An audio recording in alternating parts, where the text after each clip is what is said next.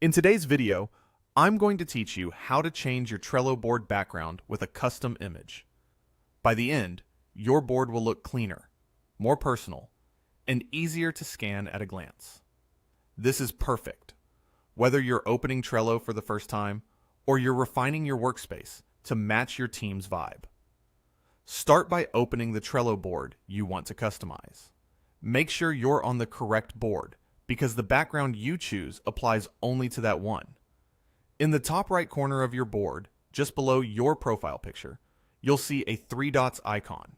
That's your board menu. Click it to open the options. This menu is where all your board level settings live, so it's a handy place to get familiar with. Next, choose Change Background. This takes you straight to the appearance controls for your board. You'll see a few categories here, but we're going to focus on the Custom section so you can bring in your own image. Under Custom, click the plus button. A file picker will open on your computer.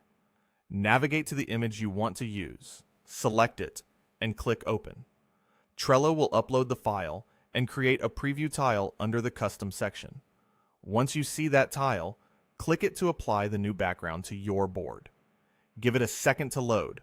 When it's done, your lists, cards, and headers will sit on top of your chosen image. A few quick tips to make this look great. Choose a high-resolution, landscape-oriented image so it doesn't appear blurry or stretched. 1080p or larger usually looks crisp on most screens. If you collaborate with a team, pick an image with subtle textures or soft colors.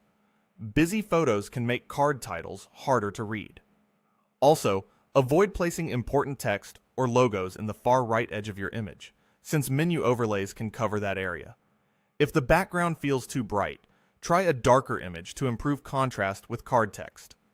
If you don't see the custom option, you might be viewing a board where you don't have permission to change settings, or your workspace plan might limit uploads.